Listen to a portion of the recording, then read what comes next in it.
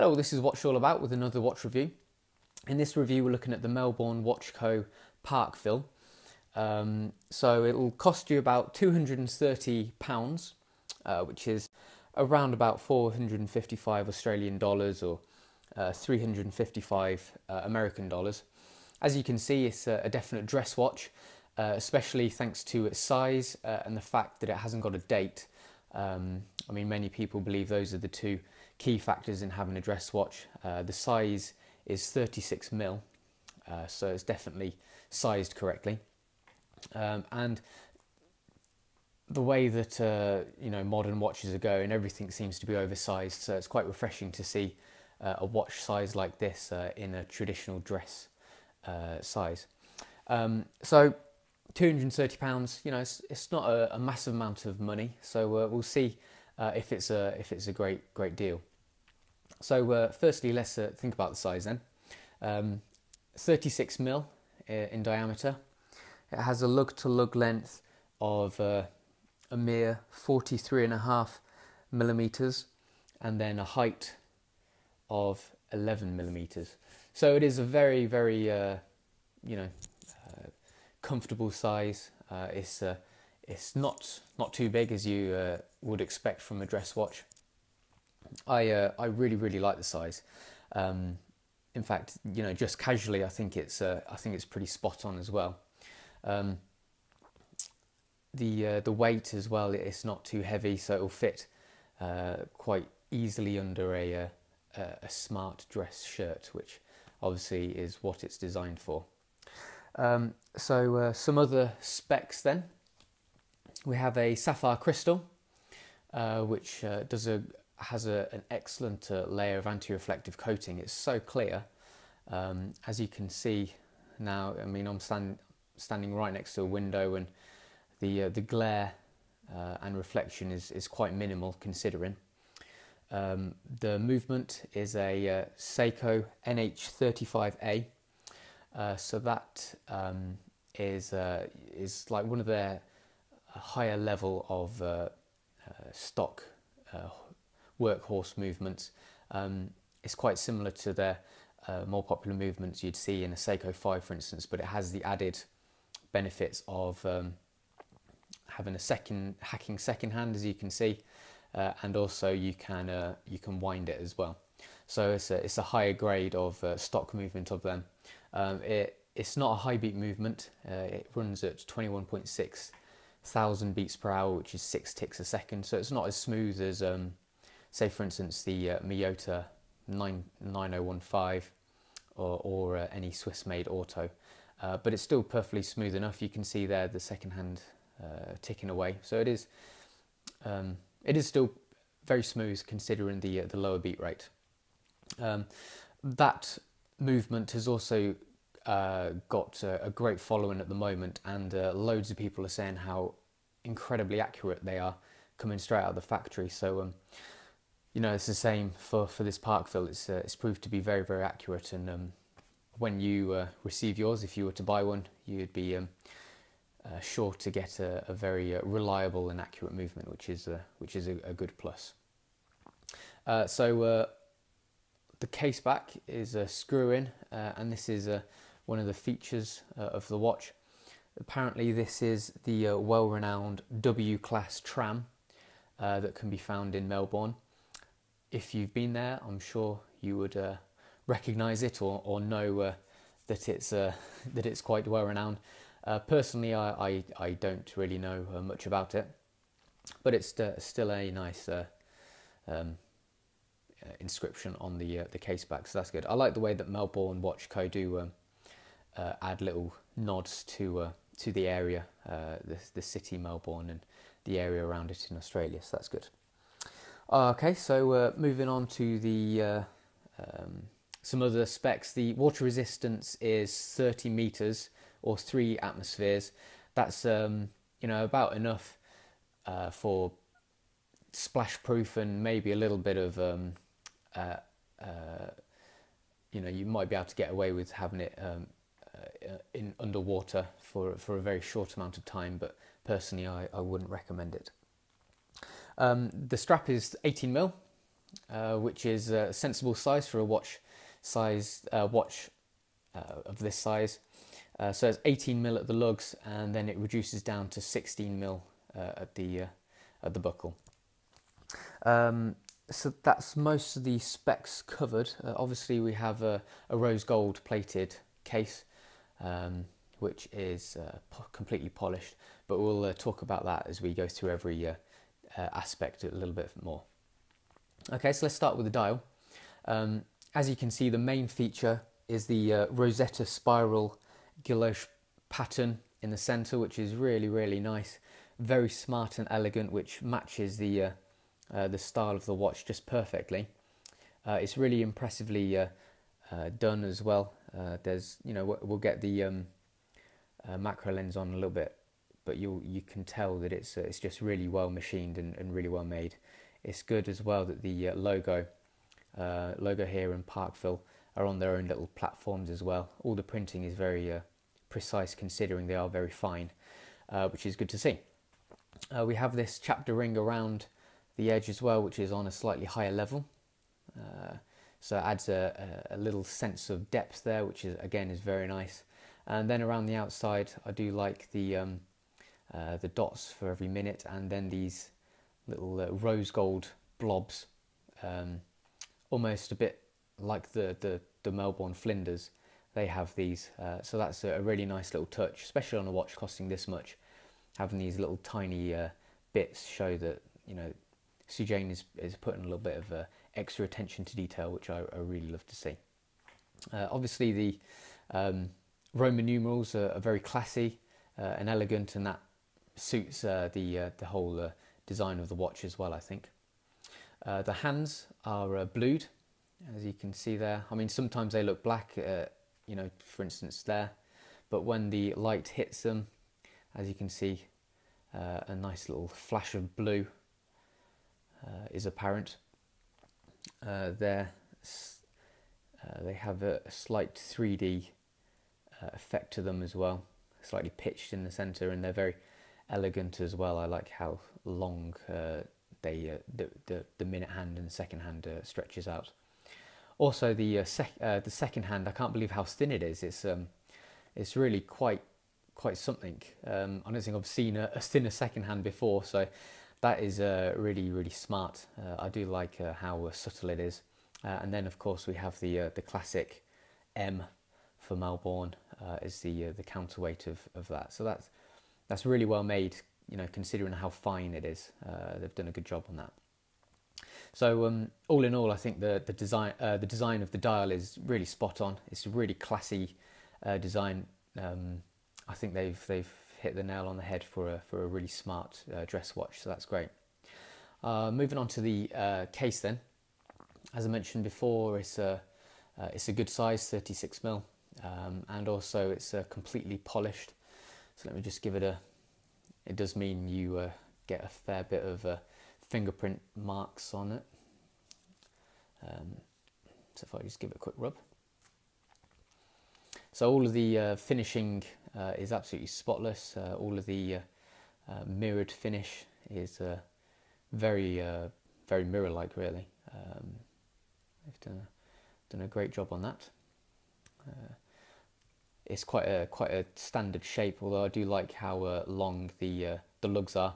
They're not stumpy at all, so that adds to the elegance of the watch. The crown is push-pull, and then we have again the classic Melbourne logo etched in the end, which we see on every Melbourne watch. So that's a nice little touch, and I do like how it's engraved as well. It's very impressively done, and the grip is suitable as well. It can be a little tricky getting it out. I think it might just be because of the size. I'm not used to it, but there is a slight little lip underneath that you can get your fingernail under to pull it out, so that's not really that much of an issue. The case back is steel rather than rose gold. I mean, obviously it would have been nice to see a rose gold case back as well, but I appreciate that would cost extra money because they'd have to get a separate type made just for the rose gold, so this way they can use the same case back on both models. So it's not really a problem because you don't see the join at all when you're wearing it. You don't see, oh, that's rose gold, but that's stainless steel. So, it's not really a big issue.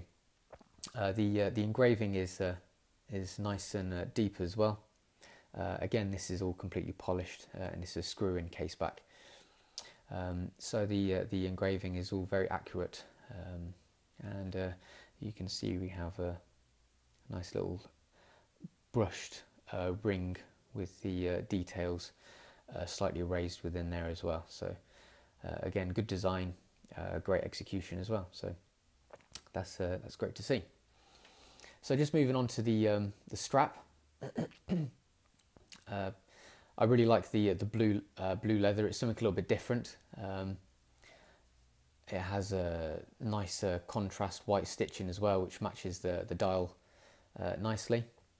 The width is being 18mm, suits the watch perfectly as well. It's just the right size. So if I just put it on, so this is I've got a 7.5-inch wrist, just for your information. So it fits about right. So I'm more or less in the middle. So if you've got a bigger wrist than me, you've got quite a few holes, and if you've got a smaller wrist than me, then you've got a few holes either side.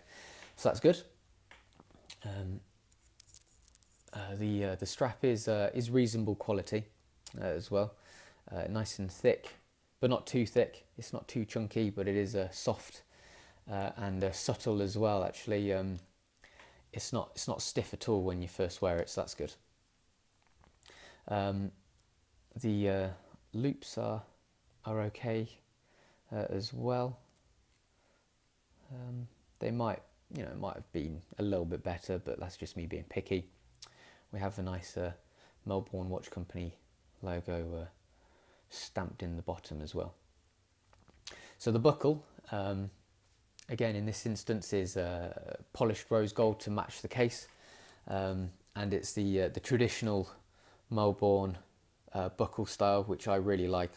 It's a little bit different, having this nice bulge to be able to hold the M logo, which again is deeply engraved and nice and accurate. The polish finish is all spot on as well, so it may pick up quite a few scratches, but unfortunately that's inevitable. And then just the design of it is very pleasing to the eye. We have these little slight subtle channels down the side, so it's a very pleasing buckle. I always like the Melbourne buckles. They've done a good job on making something very boring quite interesting, so that's good. Okay, so I think we've covered everything there. So let me get the macro lens on, and we'll have a look at it in closer detail.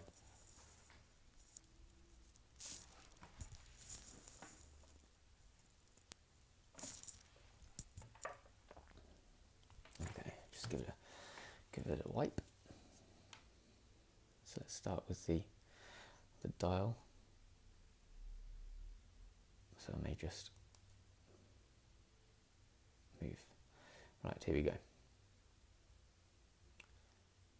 So there's the Melbourne logo on its own little platform, and again if we move down to Parkville,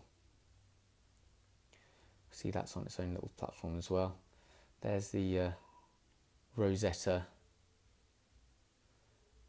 gouache pattern, again very nicely done. Looking at the hands, see the blued shine to them. Let me just get the movement running again.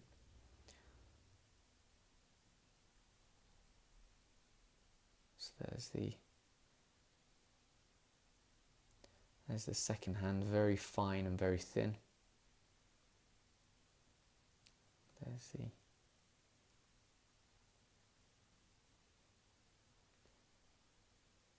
so the hands are nicely made. Having a look then at the outside ring.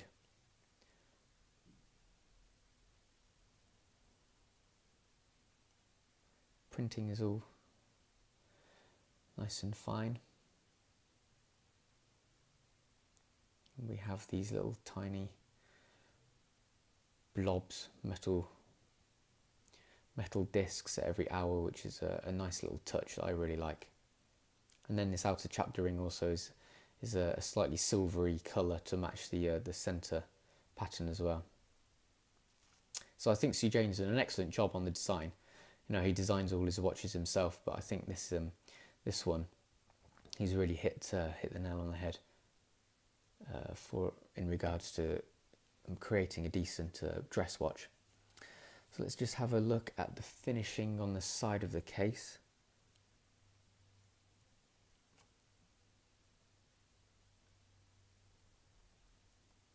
As you can see, it's all nicely machined.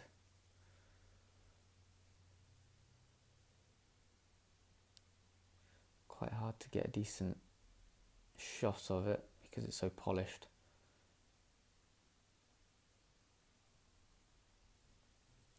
And then let's look at the crown.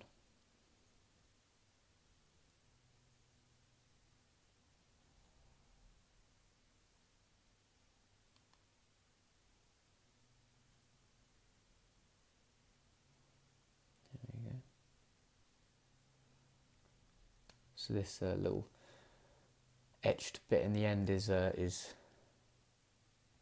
accurately done. The logo looks good. Okay, so just moving on to the case back then. The case back is all entirely polished, just like the rest, and we have this W-class tram etched, nice and deeply etched.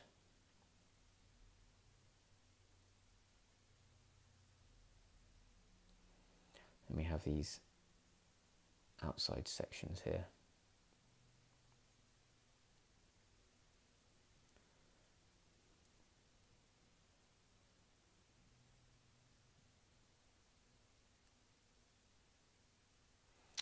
Okay, so just looking at the leather strap, see there that it's got a good finish to it. The stitching is all accurately done as well.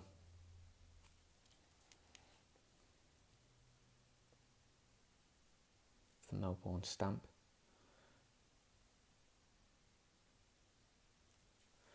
And then just finally the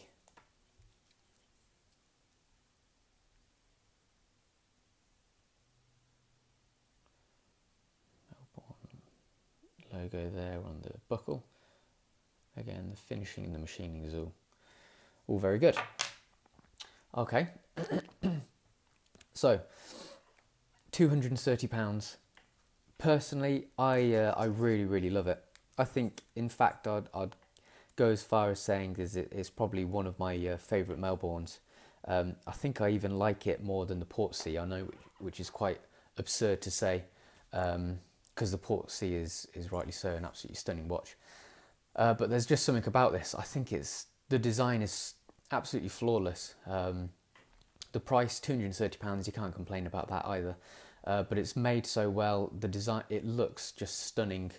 On the wrist, it feels great and it looks fantastic. Loads of people comment on it, say how nice it looks.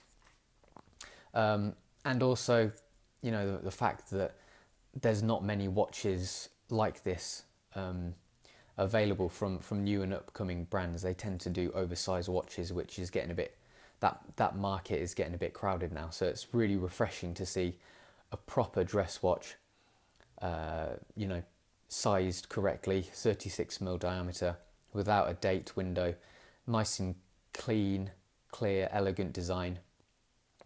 And of course, Melbourne are just a great company as well to support. So do I like it? Yes, I absolutely love it. And if you're after a watch like this, then I highly recommend it. So this was the Melbourne Watch Co. Parkville, and that's what it's all about.